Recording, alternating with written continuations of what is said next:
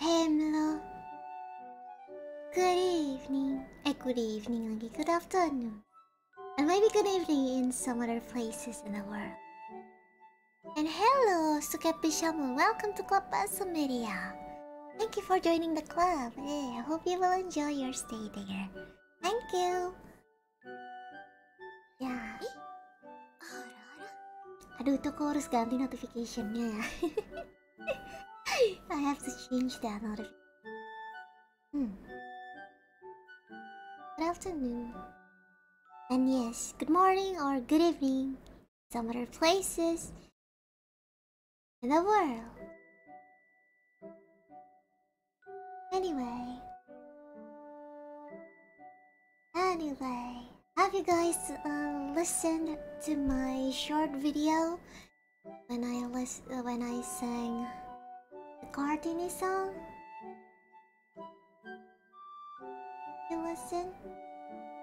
You listen to my latest shorts, video. Yeah. If you have listened to it, the song that you listened on that I posted on April 21st is called Ibu Kartini in bahasa Indonesia, or I will translate it as our dear. It was composed by W.R. Supratman, a man who also composed in Indonesian. Hello, I'm doing good here, just a little sleepy maybe. Okay. Anyway, today's Alstroepedia is about Raden Ajeng Kartini, one of the Indonesian National Heroes. She is the pioneer in the area of education for girls, and she also fought for women's rights in Indonesia. Well, actually, she didn't literally fight or made any movement, but it was because of her letters.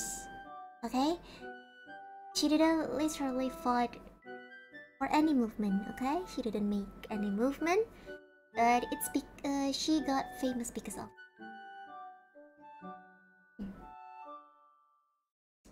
Okay, so and I'm sorry I cannot speak Chinese. Thank you. Anyway, let's start the class. Okay. Why I'm bringing this topic today? Because April 21st is celebrated annually as Kartini Day. Last week I brought the topic of guide dogs, the topic that won the voting in Club Alstroemeria community post.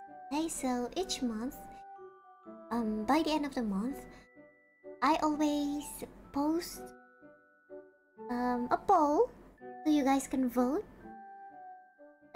the general or the big topic for that month.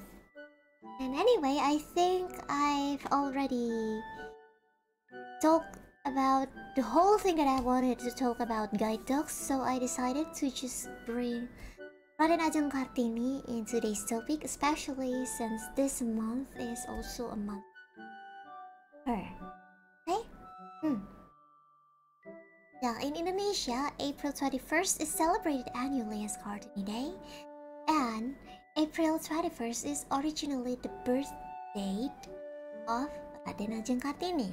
Okay? So, rather than using my magic chalk, I'm just gonna type.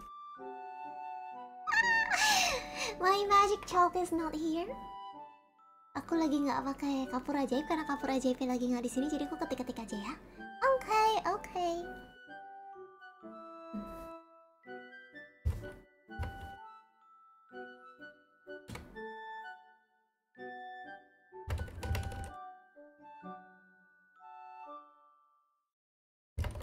So basically, it's a tribute for Kartini.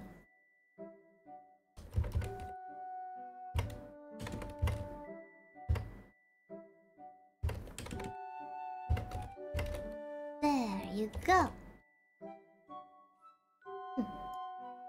So here's a painting of her. I don't think this is a photograph. I think this is a painting.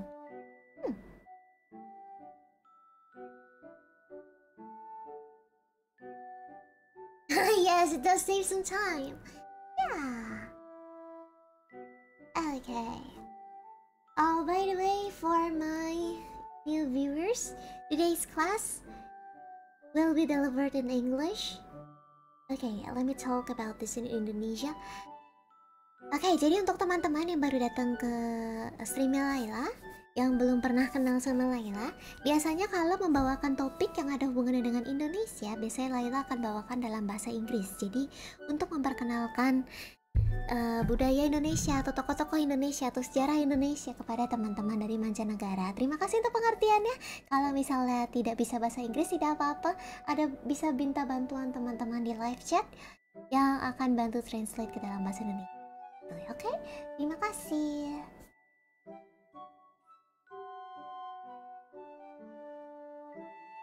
Okay, anyway. So let's talk about her today. So who is Raden Ajeng Kartini and how did she become one of the famous women in Indonesia? If not the most famous, I believe she's one of the most famous, I think, because every children in Indonesia might know her from the school. Yeah, let's begin. Oh, thank you. She's very pretty. Okay. So, let me type about this. Okay. In April 21st, Raden Ajeng Kartini was born as a daughter in an aristocratic Javanese family in Jepara, Java, Dutch East Indies. Okay. So yeah, she was born as an aristocratic. Okay, she was born as an aristocrat girl.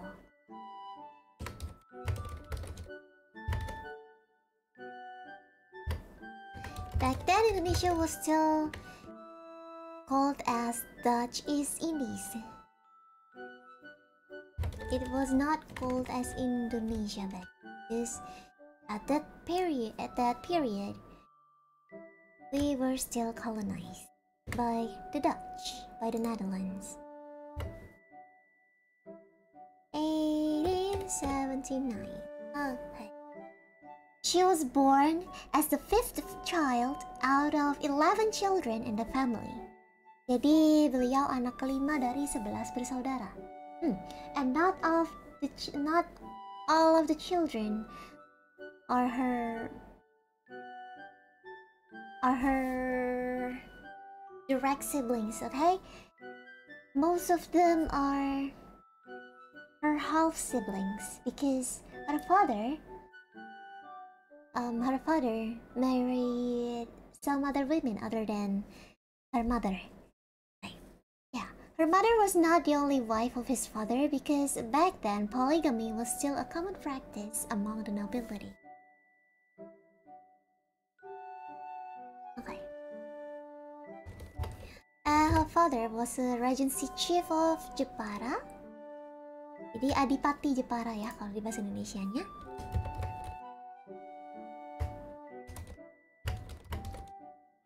Basically the leader, okay? And then back then Indonesia was still colonized by the Dutch and was still called as Dutch East Indies. And because she is born as a daughter in an aristocratic Japanese family, she had the privilege to attend the Dutch school, okay? She attended the primary school with Dutch language.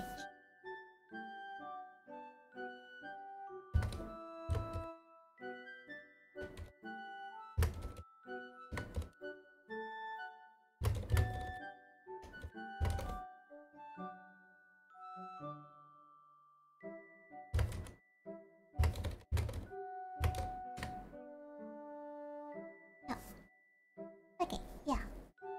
She attended the primary school with Dutch language. She was an aristocrat, so she had the privilege to attend the school, but only until she was 12. Her father only allowed her to study in the school until she was 12. Yeah. She couldn't further her education since the option was not available to her and any other girls in Japanese society.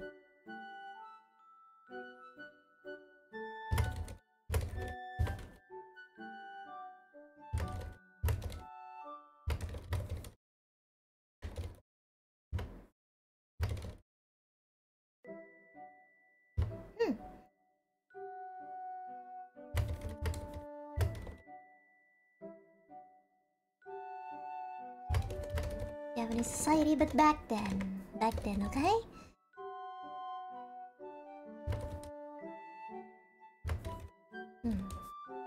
Because at that period, after she turned 12, she had to follow the tradition of pingitan. Let me type that. Back then, women's rank or class was still low in society, so men think that women should not receive further education because they just need to get married and bear children. That was the common thing and the tradition that happened back then. Oh, sorry. Ketutupannya. Oh, sorry about that. Okay. I will move the picture, okay? Yeah, I will type this again. Oh, okay.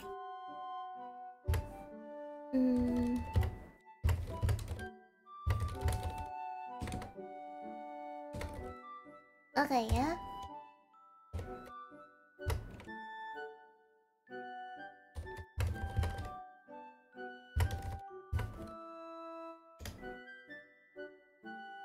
Okay, gambar aku pindahin sebentar. I will move the picture, okay? I will make the picture smaller. There you go. Yeah. Here's her picture.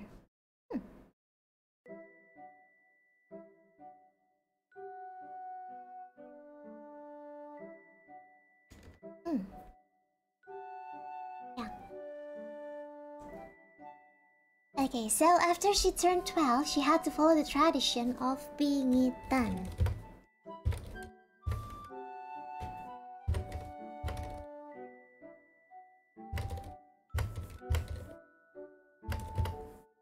Maybe if there's any Javanese in the chat, you might already understand what pingitan means.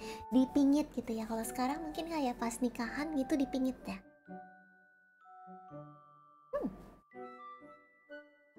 So what is the tradition of pingitan? Basically, it means that she had to be secluded at home, which was a common practice for young girls in Japanese nobles' families, because it needed to be done to prepare them for wedding or wedlock until someone comes to propose.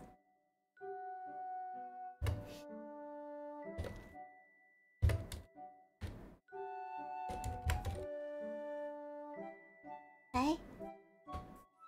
Yeah, that is the tradition of pingitan. Jadi kalau misalnya yang ngerti pingitan itu kan yang kayak bahasa Indonesianya apa ya? Bukan diasingkan ya, tapi kayak di nggak boleh keluar di rumah aja. Yeah, basically like for Shikikomori. Thank you so much myself. Ayo, siapa yang pernah mainkan lagu Ibu kita Kartini di alat musik? Ayo, pasti yang pada masih yang pernah melalui masa SD, SMP, SMA pasti pernah mainin pakai pianika, suling, ya kayaknya paling terkenal kayak dulu pas sekolah pianika sama suling ya. Ya, hello. Wait, I'm no professor, but hello to concern. Okay, so moving on. During this pingit period, the girls were not allowed to leave their parents' house until they were married, right? Which means until the authority over them transferred to their husbands. So basically, they were under men's control. They were the one who held the authority from their birth was their father, and then when they get married, the authority moved to her husband. So yeah, they were not allowed to leave their parents' house until they were married. That was so sad. But that was a tradition back then. I don't think people do it anymore. For long, yeah. I don't think people do it. I don't think people are doing this anymore. But the tradition of pingitan changed into only like a few days or maybe a week for a bride to be, but not for years. Only for a few days or a few weeks before the marriage, before the wedding. Iya, sekarang kalau yang Layla tahu sih, dipingitnya itu bukan bertahun-tahun sampai belasan tahun kayak zaman dulu, bener-bener nunggu dari masa remaja sampai dilamar. Kayaknya kalau sekarang itu mungkin saat menunggu persiapan pernikahannya. Jadi kayak dari dilamar sampai hari pernikahannya, nah itu baru dipingit, mungkin kayak gitu. Jadi nggak yang berbelas-belasan tahun. Kalau dulu bener-bener belasan tahun. Jadi begitu menginjak usia remaja, langsung dipingit belasan tahun sampai usianya cukup untuk menikah dan sudah ada yang melamar gitu. Ya. Yeah, women at that time were often being used as a tool of power for men. Yeah, like if you marry a daughter from a certain aristocratic family, you may have a position in the colonial post. And that also happened with Kartini's father. Basically, Kartini's father got his position because he married his second wife. Okay? So, his second wife's father was was a regency chief of Jepara, and when his father-in-law from his second wife passed away, the position was given to him, to Kartini's father. Jadi awalnya ayahnya Kartini orang biasa aja gitu, nikahnya juga sama wanita biasa. Ibunya Kartini itu cuma seorang wanita biasa. Tapi karena papanya Kartini menikah dengan istri keduanya, jadi setelah mamanya Kartini itu papanya Kartini, beliau mendapatkan status menjadi adipati Jepara. Oke, cak. Nah, and this ingetan it we're not allowed to leave your house.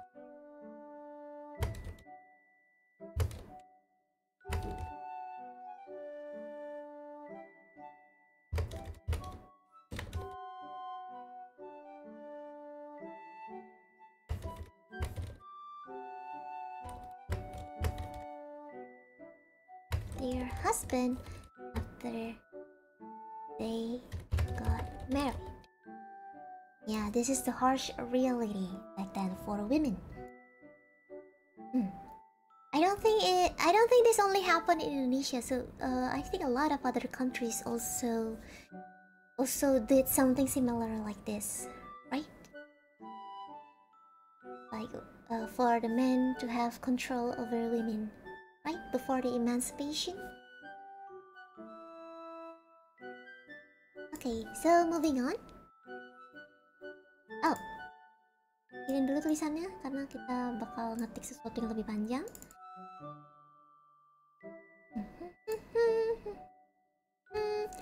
Yeah, but during her seclusion, Kartini's father was far more lenient than other fathers, okay? He gave Kartini privileges such as embroidery lessons and occasional public appearances for special events.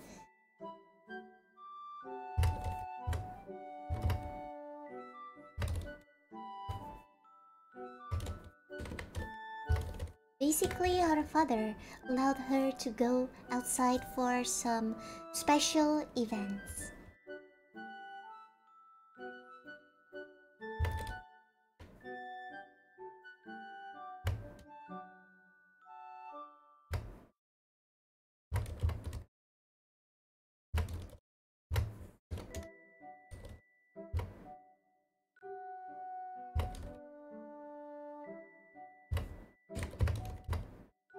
Ya, jadi kalau di saat-saat tertentu ada acara-acara spesial gitu, Kartini boleh keluar ikut datang. Jadi papanya lebih lenient, lebih santai gitu lah, kayak nggak terlalu kolot.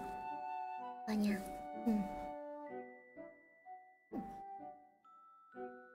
And yeah, by the way, talking about the seclusion time.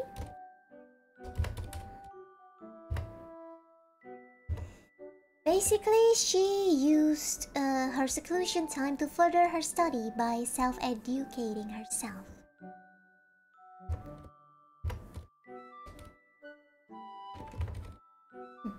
Ya, rajin belajar.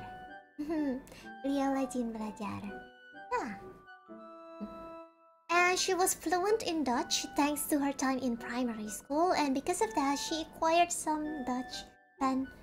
Jadi ada sahabat pena dengan orang-orang Belanda, karena kan waktu sekolah Kartini kan sekolahnya pakai bahasa Belanda. Jadi basically karena belajar dari kecil, jadi beliau cukup fasih dalam berbahasa Belanda. She was fluent in Dutch, so she got herself some Dutch friends. Hey, friend! Yeah, friend, she had friend. So one particular friend, Rosa Abendanon, became a close friend of hers, and Kartini received some Dutch books, newspapers, and European magazines from her.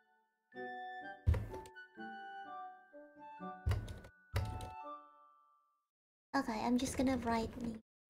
Rosa Abendana. Close friend. Became a close friend.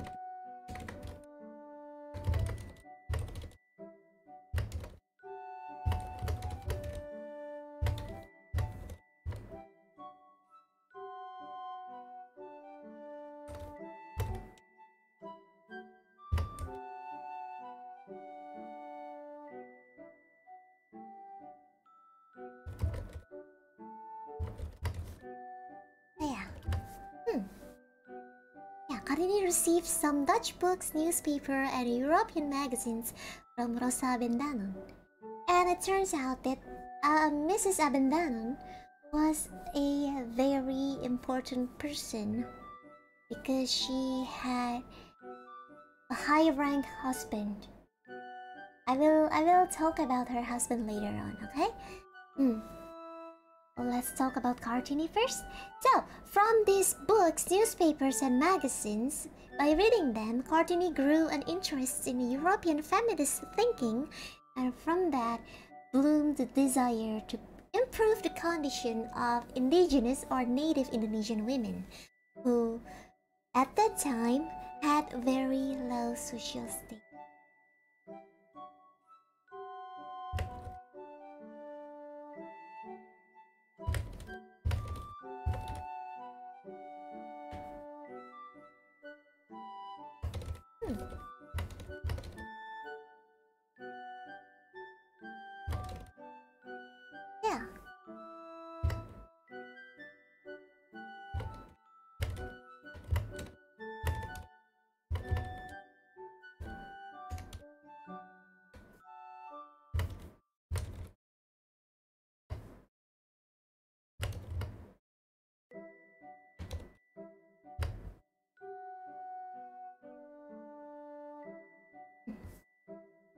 Yeah.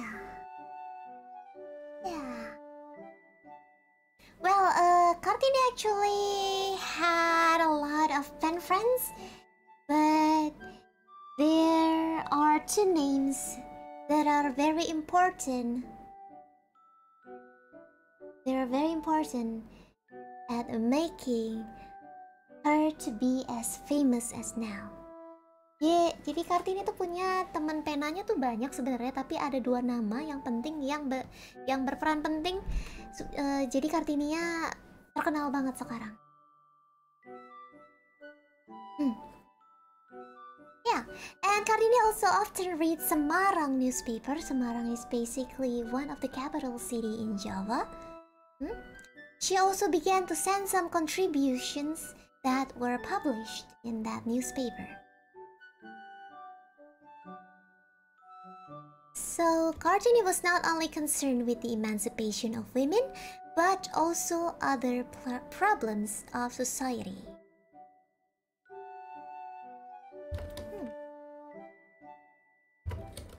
It's not only concerned women emancipation.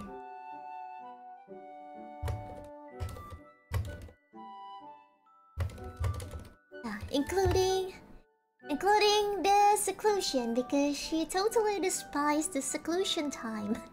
Surely she didn't like that pingitan tradition. Because to her, it was just like they got stripped by their freedom and they were forced to wait until men came to them, proposed to them, so they could get married. So yeah, just waiting until the time they got married into some men that they don't even know. Jadi Kartini itu benar-benar nggak suka tradisi pingitan pada waktu itu karena menurutnya kayak ini apaan sih, kita cuma disuruh nunggu, nggak boleh ngapa-ngapain gitu, jadi kita juga nggak bisa bebas, mau belajar nggak bisa, mau keluar-keluar nggak bisa, kita cuma disuruh nunggu sampai ada seorang pria yang datang untuk melamar kita dan kita disuruh nikah sama dia padahal kita juga nggak kenal dia siapa. Gitu. Jadi waktu itu Kartini kurang suka dengan tradisi seperti itu kan, sepertinya wanita tuh benar-benar nggak bebas dan apa ya, Ya, benar-benar susah untuk seorang wanita mendapatkan kebebasannya, tidak seperti di zaman sekarang. Okay, so long story short, when Kartini was 23, she got into an arranged marriage with Joyodiningrat. Yeah, her time has come.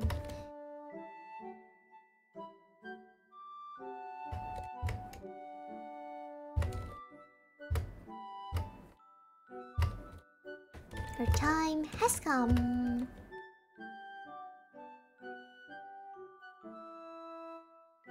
This guy is the Regency Chief of Rembang. Adipatinya Rembang. Jadi papanya kan Adipati Jepara. Nah, suaminya Adipati Rembang.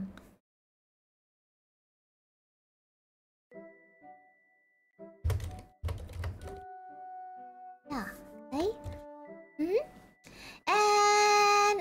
And by that time, Joyodiningrat already had 3 wives. Jadi udah punya 3 istri. Jadi Kartini jadi istri keempat. So Kartini became his 4th wife. Well, at first Kartini detested her marriage, but her husband kindly understood Kartini's aspirations and allowed her to establish a women's school at the eastern porch of Rembang's Regency Office Complex. Oh, thank you untuk donasinya, Kanaradipadi. Don't mind me just passing by. Thank you for passing by and dropping some money. Thank you. Well, I don't think Joyodiningrat was seeking another power because he was already the Regency Chief of Rembang. Yeah. But he was a kind man. He understood Kartini's aspiration. He even allowed Kartini to further her studies, but sadly, Kartini passed away in a very young age. I believe some of you even already lived more years than Kartini. Beberapa di antara kalian mungkin ada yang hidup malah lebih lama dari Kartini.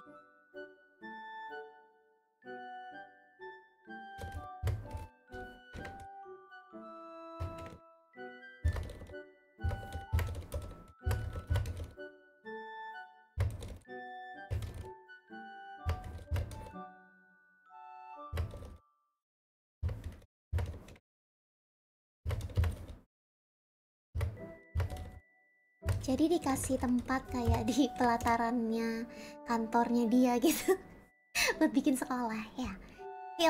Her husband allowed her to establish a women's school at the eastern porch of Rembang's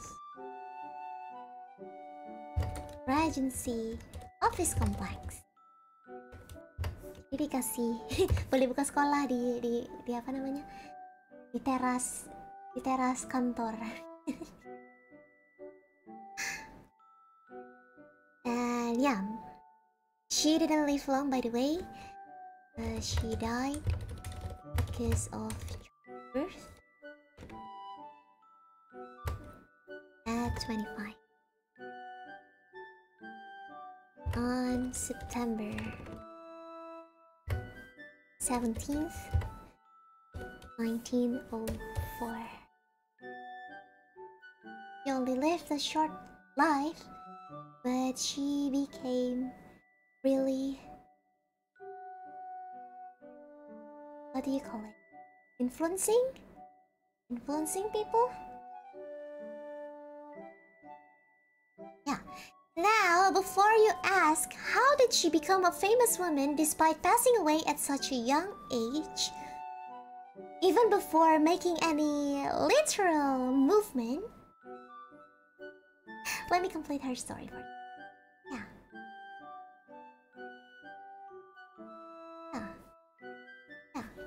How did she become famous, even though she died at a very young age? Okay.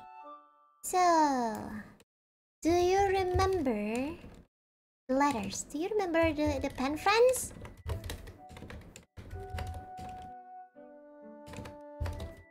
Remember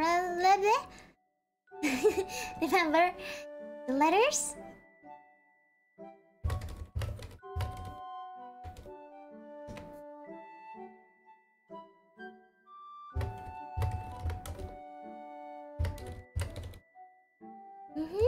Ini kalau teman-teman Indonesia pasti udah pada tahu deh.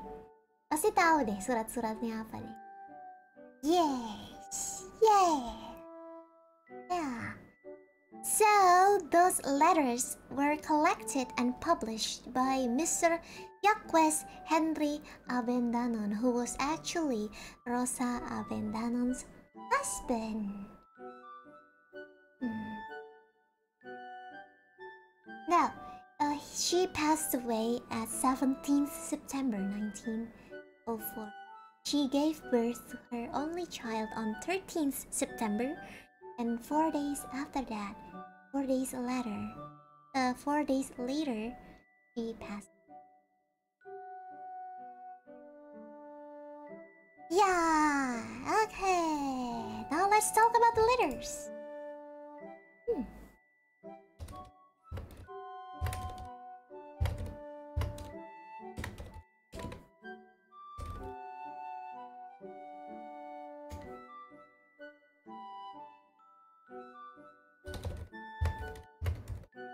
Mr. Jacques Henry Avendanon,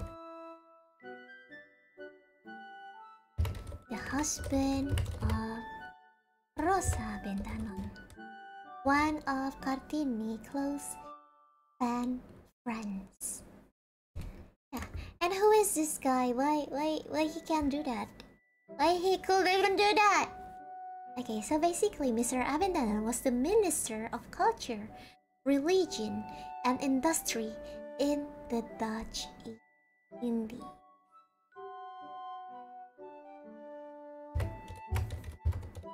Okay, he was. Culture, religion, so basically he's an important person.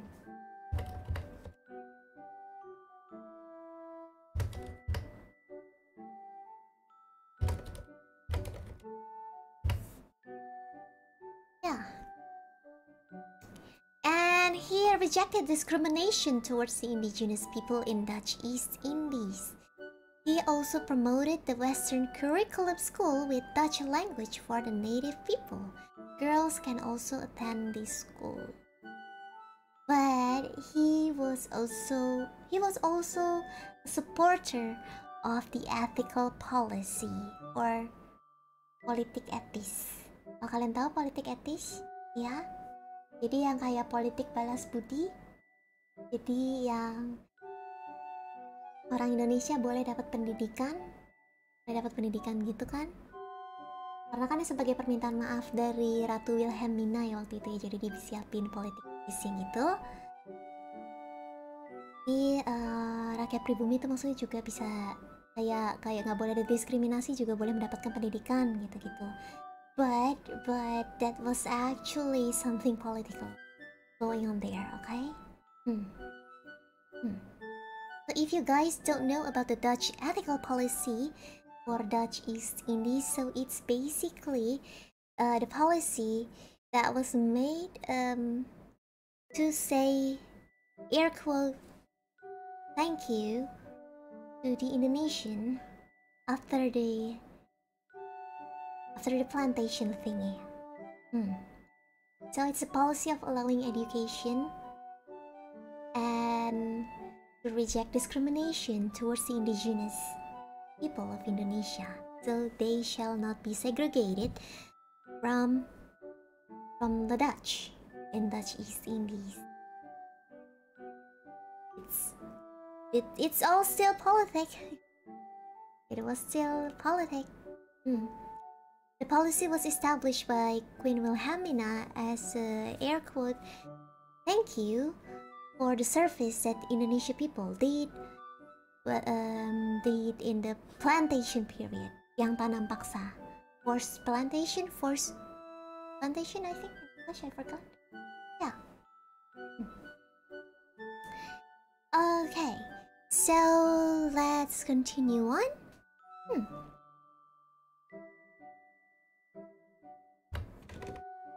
He promoted the Western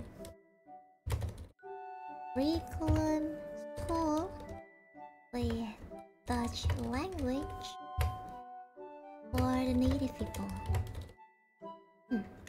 Girls can also attend the school, but he is also a supporter of Dutch ethical policy.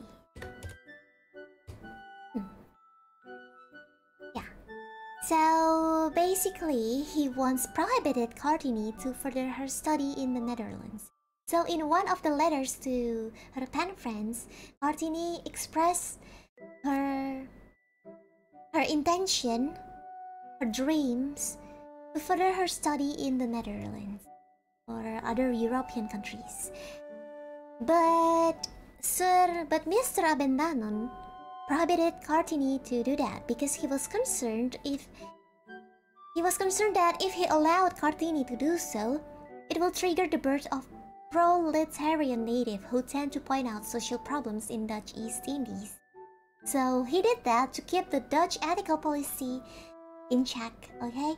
So he had to make sure the Dutch ethical policy works perfectly. That's why he didn't allow Kartini to further her studies in Europe.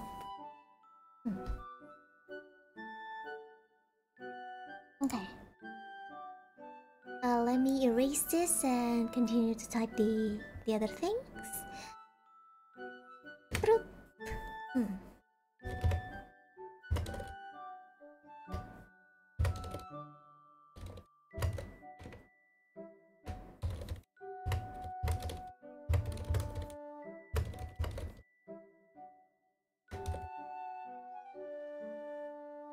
In the Netherlands. Oopsies. Tutupan, oopsies. If you guys wanna see Rosa Bendanon and Mr. Bendanon, here's their picture, okay? Here's their picture. There you go. This is Mr. Bendanon and Rosa Bendanon.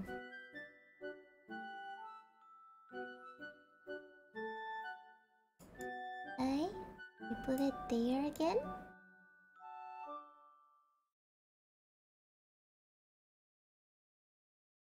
Let's continue on.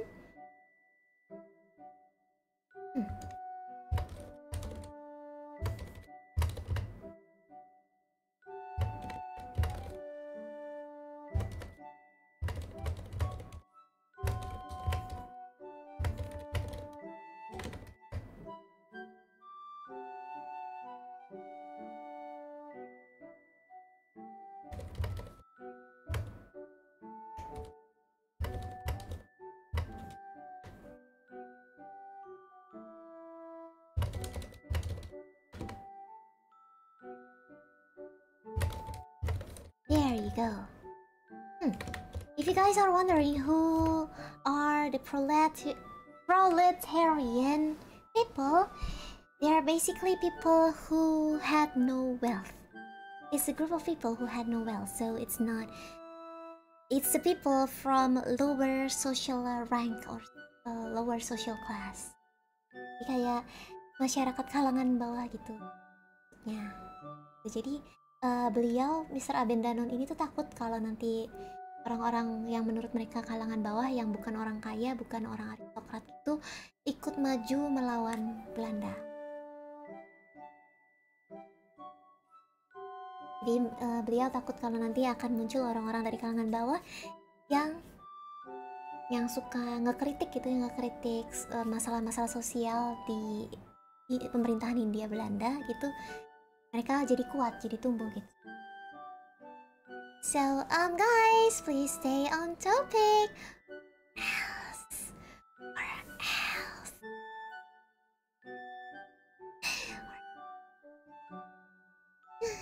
Okay.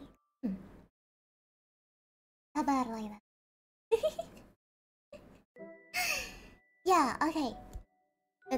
after Kartini passed away, the abandoned couple regretted that decision of prohibiting Kartini to further her studies, so they made amends by collecting Kartini's letter, which contained Kartini's ideas, and sent the letters to Estelle Z. Handelar, who wanted to borrow her letters.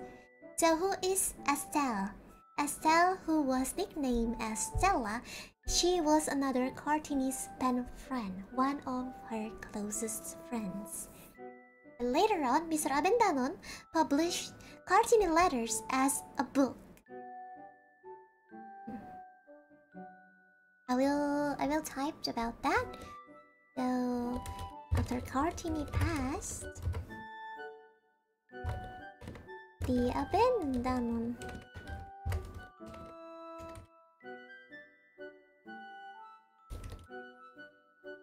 regretted what they did before and decided to collect her letters. Later on, Mr. Abendanon published her collection of letters as a book, which is called as this one. It's in Dutch title. Door duisternis tot licht, which means out from dark comes light. Out from dark comes light.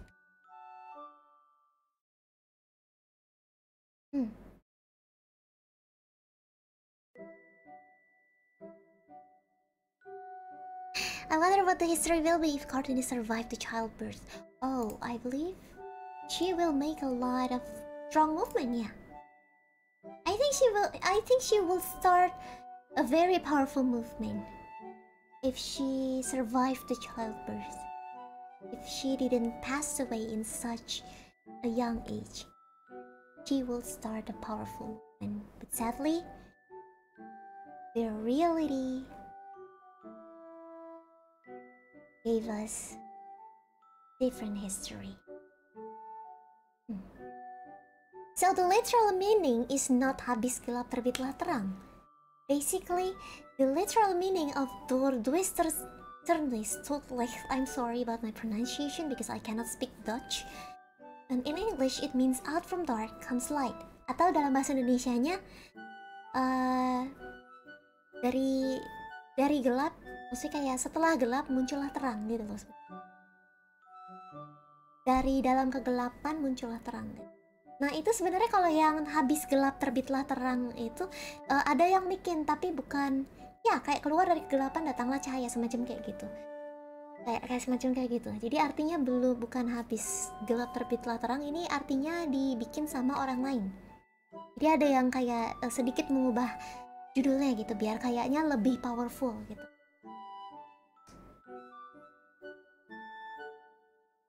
Yeah, her name is actually Kartini. Her birth name is Kartini, Raden Ajeng Kartini. Yeah, her birth name is Raden Ajeng Kartini. And then after she got married, her name changed into Raden Ajeng Kartini. Kayaknya itu berhubungan sama apa sih, kalau kayak Raden Ajeng itu tuh kayak semacam nama apa ya? Title gitu loh. It's like some kind of title.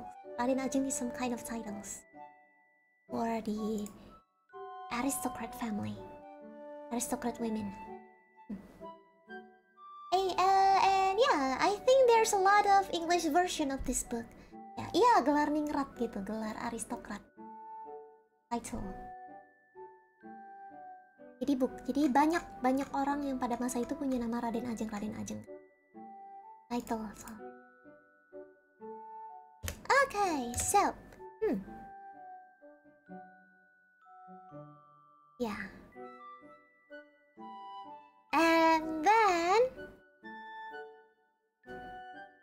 And then there's the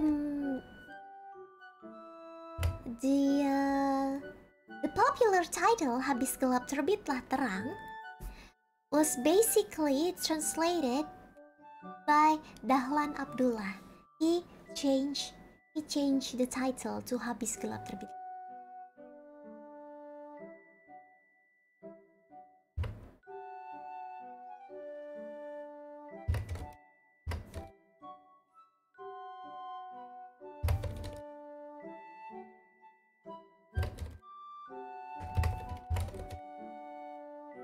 Dahlan Abdullah.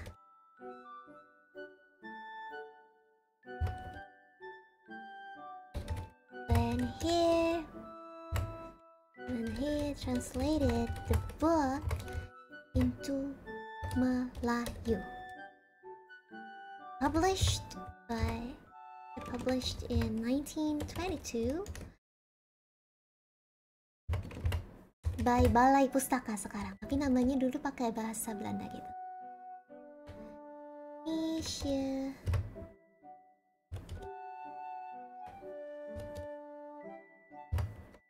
Aduh, aku copy paste aja deh. Tulisnya. There you go. Yeah. The Melayu title, the popular title, is Habis Gelap Terbitlah Terang. It was announced by Dahlan Abdullah when he translated the book into Melayu. So here's our Sir Dahlan Abdullah. The translation was published in 1922 by Commissie voor de Volkslecture or Balai Pustaka. Yeah, so in English it means the light after the dark.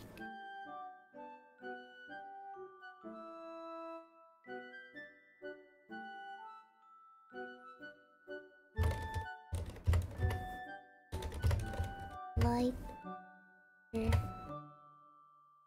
the dark. Yeah, there you go. So yeah, so here's the difference between the original title. Yeah, that is publishing department, yes.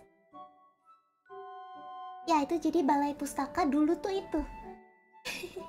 Balai Pustaka tuh dulu ini gitu bahasanya. Okay, Commissie voor de Volkslecture translates into Commission for People's Education roughly. Oh, okay. Nah ya, dulu katanya Balai Pustaka tuh nama resminya ini dulu sekali. So yeah, that's the difference between the two titles. The difference between the Melayu title, the popular title, to the previous Dutch title. Yeah. Okay. And then kecilin lagi sebentar. I need to type some more. In 1951, Armin Pane, I believe you guys already know him too, in your school book, right?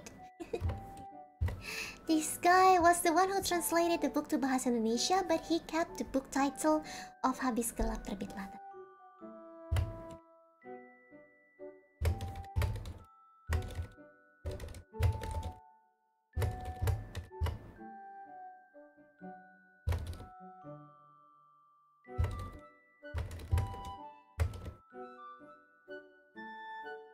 Yep.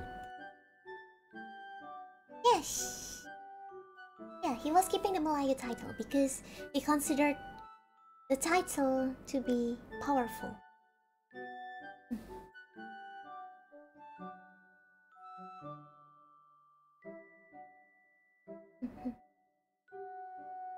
And yeah, it's okay to be distracted as long as it's not too far away.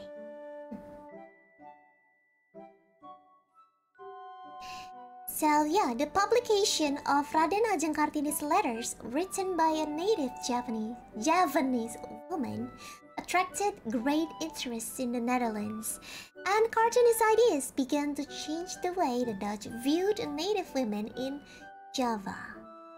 Her ideas also provided inspiration for prominent figures in the fight for independence. That's why Kartini was considered as one of the national Indonesian heroes, even though he never lived long enough to actually start any movement.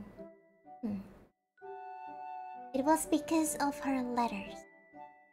It was because of the powerful sentences in her letters. Yeah, basically a passive hero. She's the one who gave the buff. She gave the buff. So the later heroes can continue, can make the fight into realization. Yeah, her ideas lives. Her ideas live on.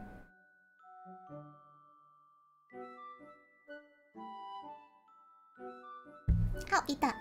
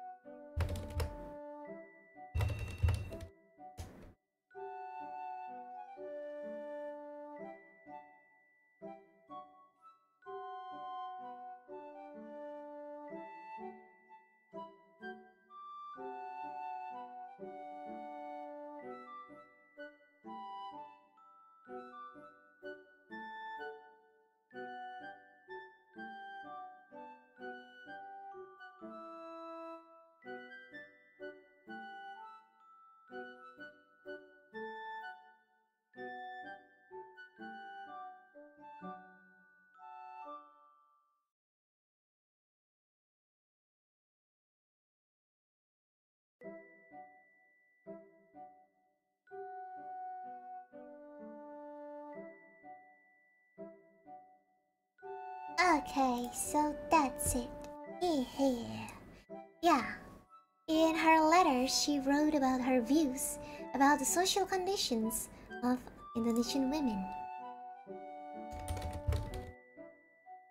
She wrote about her views about the social conditions of Indonesian women. She protested general tendencies. She also wrote about her ideas. Let me copy paste that because it's so hard. Type. It's her idea. There you go. Anybody know Dutch? So basically in English. Translating this in English, it's like self-development, self-teaching, self-confidence,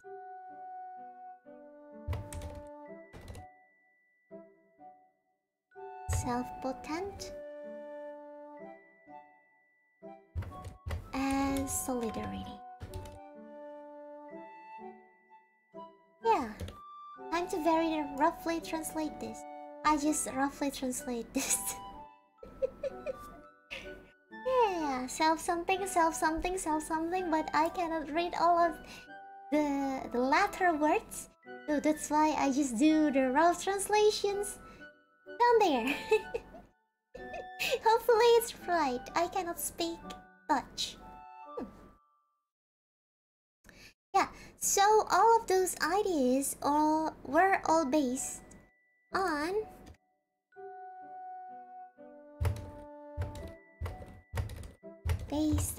okay, another Dutch incoming. Another Dutch incoming. Okay. And in English.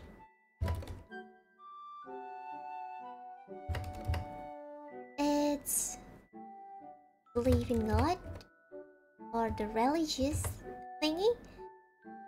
And wisdom, which Haiti means wisdom. And also Junhai means beauty.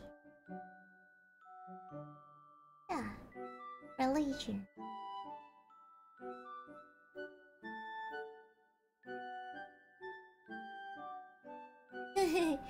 Yeah, they sound similar to German.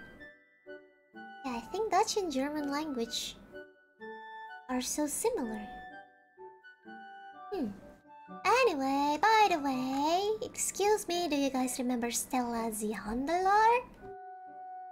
You guys remember her? Layla the handler?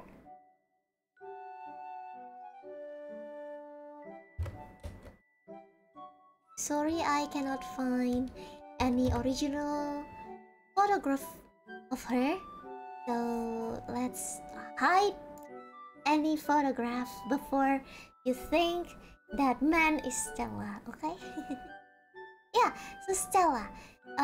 It's one of the most important pen friends that Kartini had before. I've mentioned it before, okay? I've mentioned it 10 or 15 minutes ago, yeah. So, yeah, to these women, Kartini often shared her thoughts and feelings in the letters to her. Jadi kayak curhatnya tuh kesini.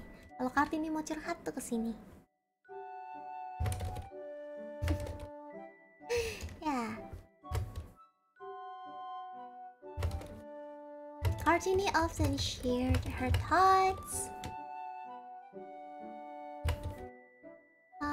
and feelings in the letters to her, including how women suffer by the tradition,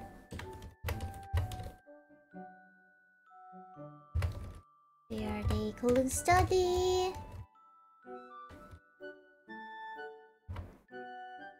secluded,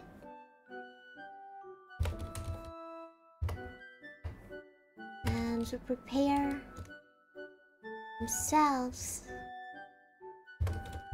for polygamous marriage.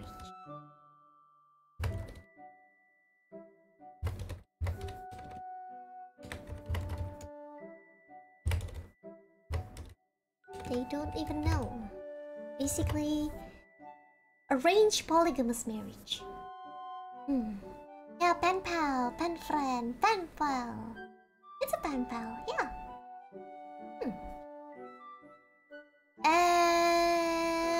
And in some letters to Mrs. Abandonen, Kartini also wrote about her being a vegetarian.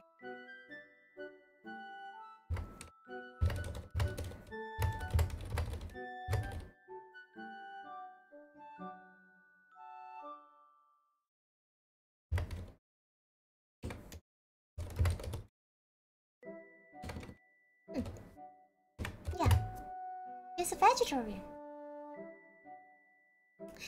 And here's the fun fact about her father.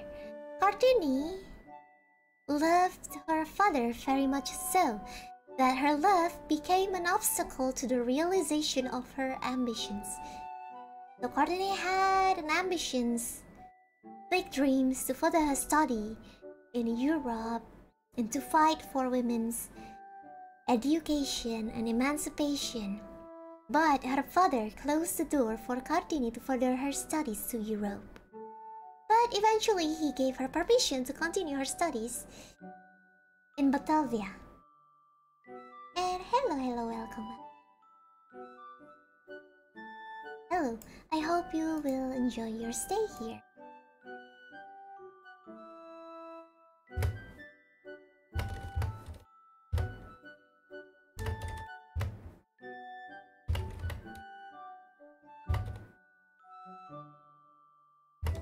She totally respect and love her.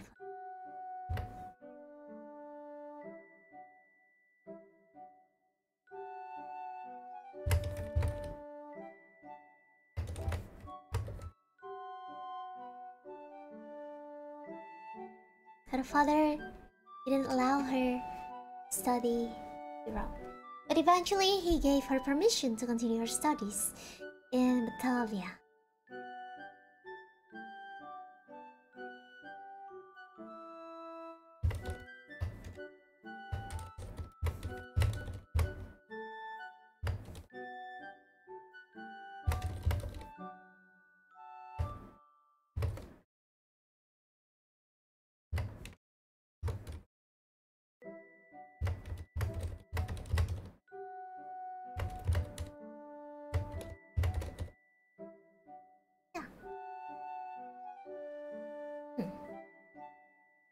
Kartini's desire to continue her studies in Europe is also expressed in her letters.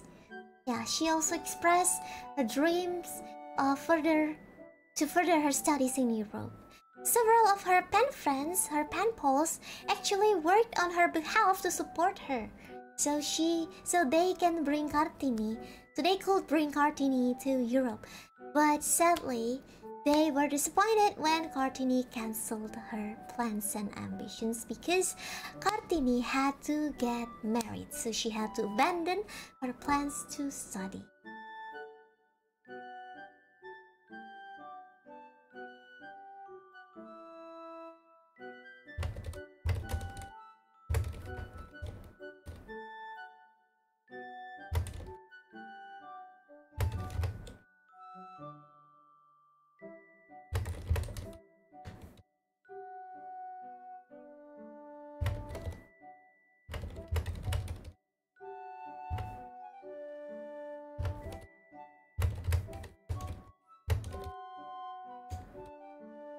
Jadi udah mau dibantuin sama teman-temannya gitu, kayak ya udah, kuy, kamu mau kesini kita bantuin. Tapi akhirnya gagal juga, nggak jadi.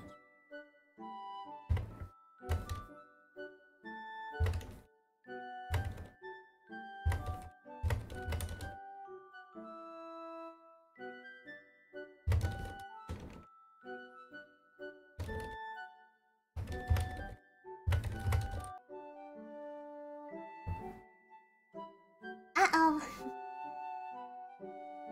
Our plans cancelled. My stream is almost cancelled too. Sorry, OBS was red. I am back now. Hai, tadaima. Pasti abis ini banyak OKRI deh. Ya nggak sih? Ya nggak sih, tuh kan banyak OKRI kan? Tuh kan, OBS-nya merah. Tuh mulai tuh merah lagi tuh. Tuh mulai merah lagi tuh. Hijau merah, nggak ada kuning-kuningnya, hijau merah dari tadi. Yeah, okay, let's continue. So yeah, she had to cancel her studies because she had to get married.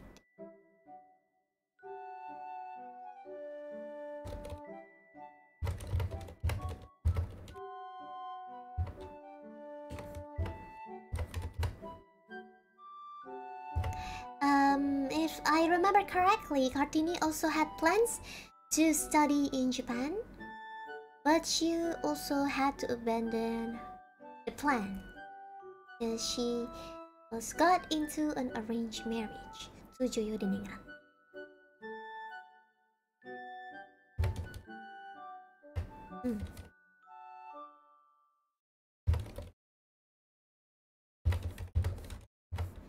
Like the touch. Asian department finally had given permission for Kartini and her little sister Rukmini to study in Batavia.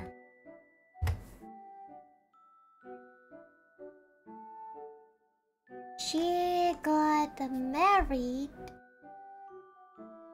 2 years before she passed away. Yeah, she got married like 2 years before she passed away. She already wrote a lot of letters before the marriage. She wrote the majority of her letters before the marriage. But she still continued writing them after the marriage. Yeah. Okay, so that might be the end of her life when she died during childbirth, but her legacy lives on. Okay, now let's continue talking about the books. So there are a lot of books other than Habis Kerap Terbitlah Terang that also got published. For example,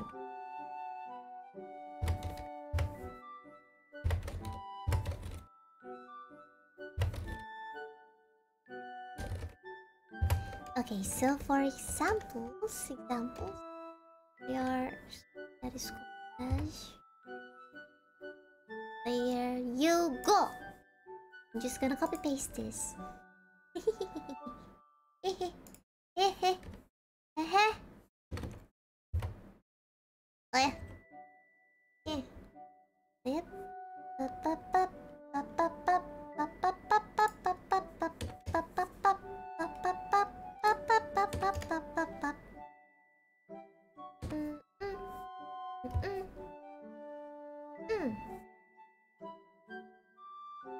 There you go.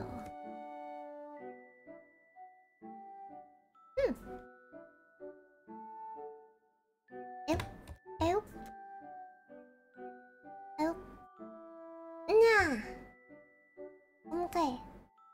Hope you guys can read this. And there's a lot of other books that got published other than this three. Yeah, there's a lot of books published. There's a lot of books about Kartini that got published.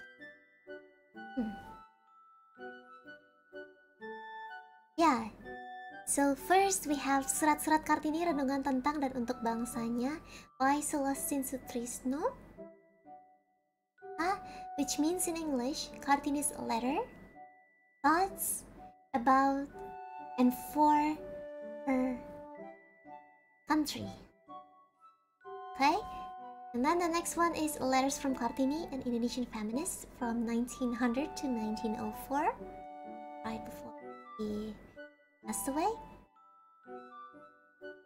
And also there's a book that published to celebrate 100 years after Kartini's passing, which titled as Aku Mau, Feminisme dan Nasionalisme, Surat-Surat Kartini kepada Stella Zihan Delar, 1999 to 19. So basically this is another approach to see Kartini's real personality, where she often wrote Aku Mau or I want.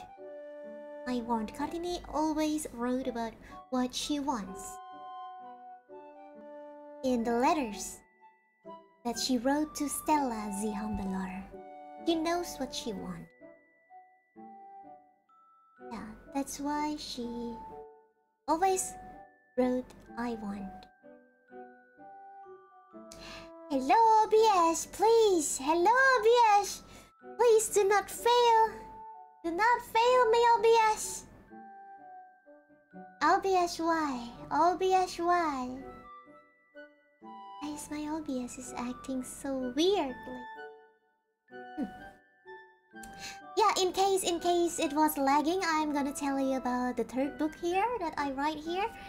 Yeah, which is called Aku Mau, Feminisme and Nasionalisme, Surat-Surat Kartini kepada Stella Zihan Delar, 1899 to 1903. OBS, why? OBS, stop it! Please give me green light.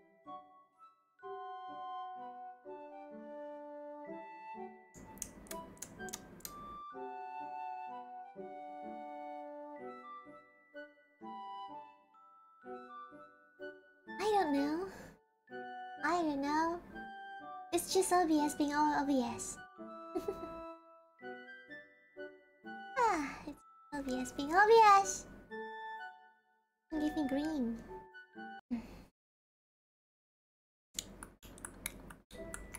Okay, OBS kembali.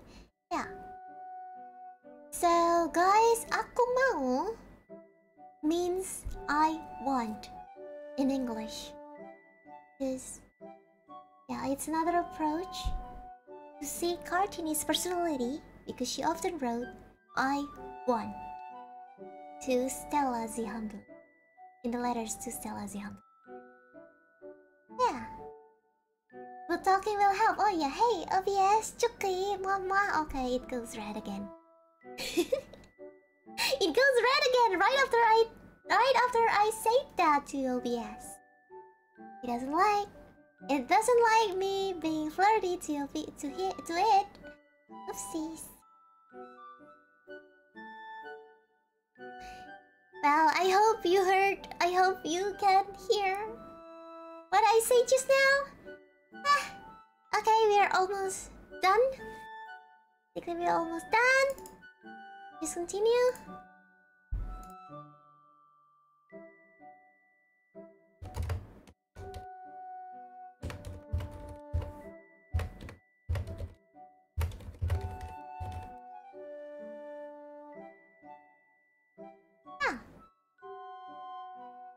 Yeah, aku mau means I want in English. To give another approach of Kartini's personality.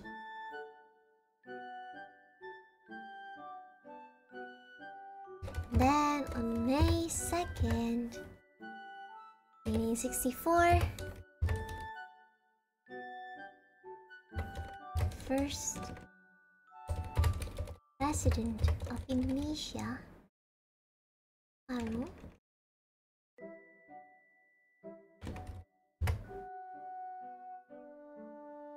Layla Kartini's birth date, April 21st, as Kartini Day.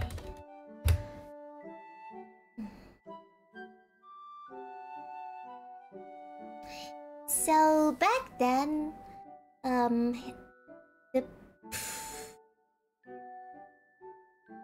Obiash, please be okay, Obiash. I think my connection is just fine. It's just the OBS acting up.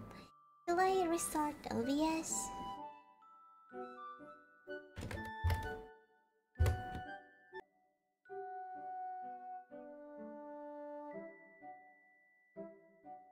Well, it's still doing its thing. Still doing its thing. Yeah. Oofed. Just doesn't want to give me the green. Okay, yeah. Okay, I am back. For now, I am back. Well, let's just hope OBS is being good to me now.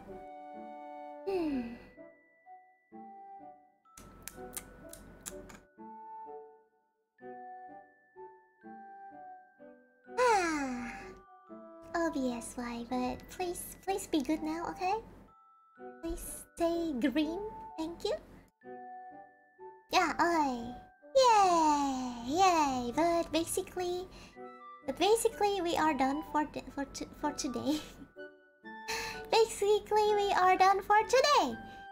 I want to talk about some controversy surrounding Kartini's death, but I don't think OBS is allowing me to do that because it keeps giving me orange and red. Okay, I will just read these, okay?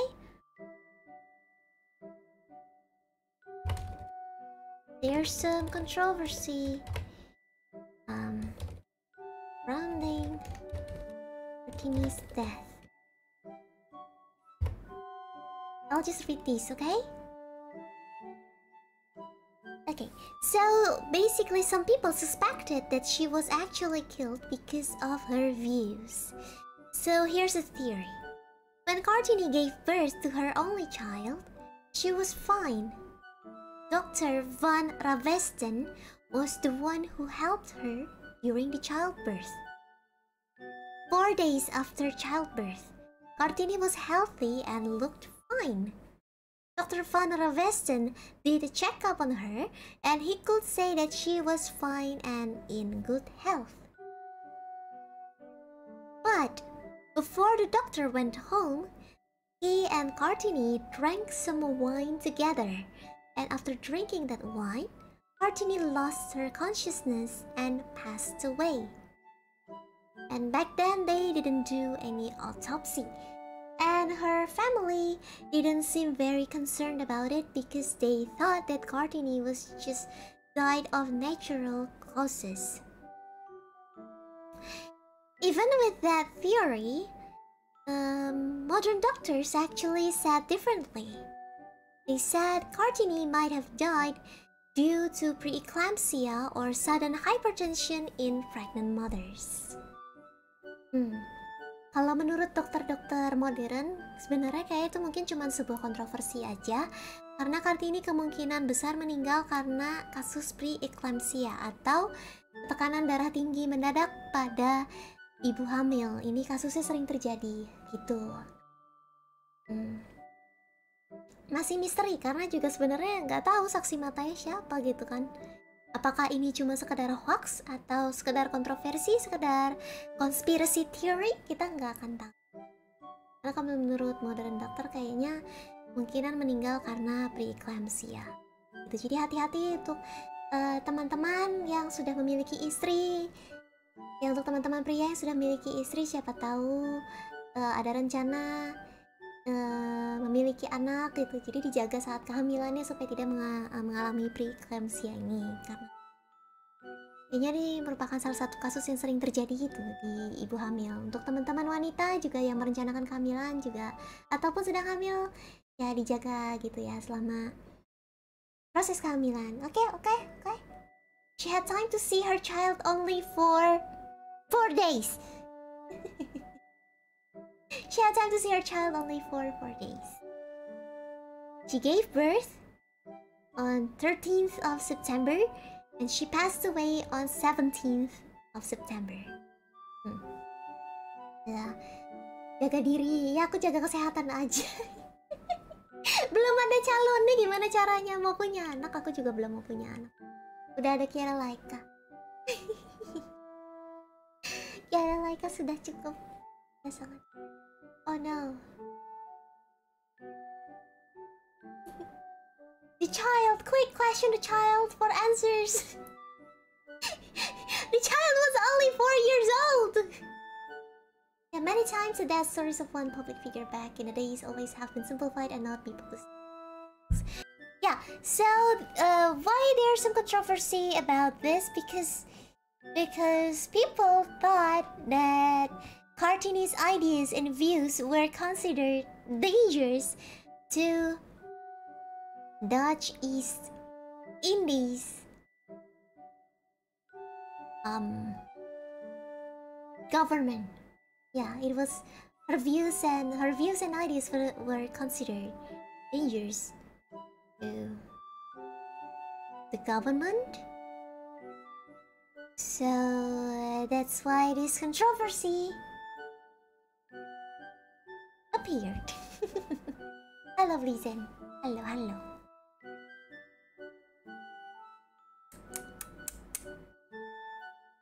Ya, jadi kontroversinya kayak gini. Karena kan dianggap pandangannya beliau itu berbahaya gitu ya untuk pemerintah Hindia Belanda, jadi makanya muncul kontroversi sekarang.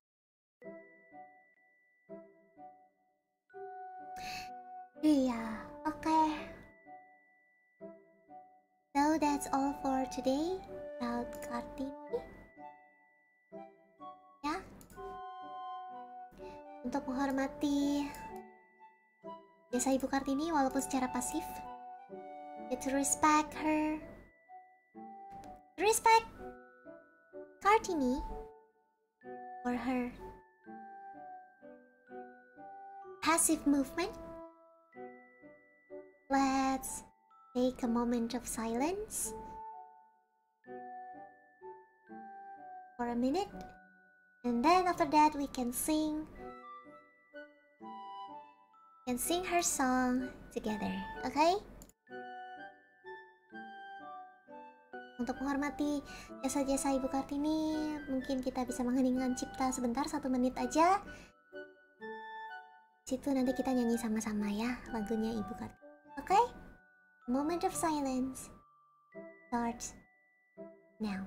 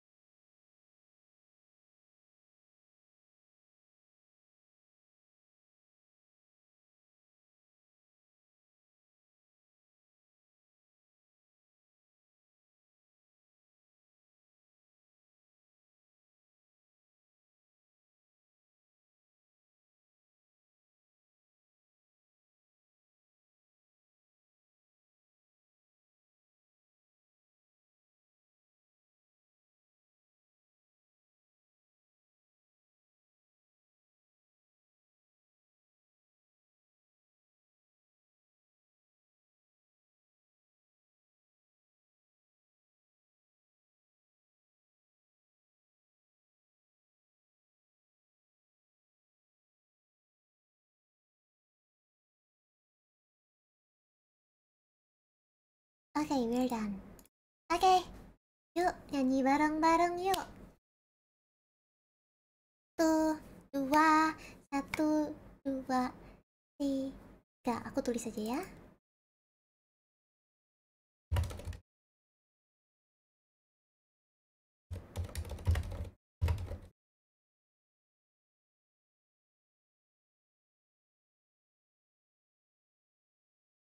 Yuk. 1, 2, 3, 4.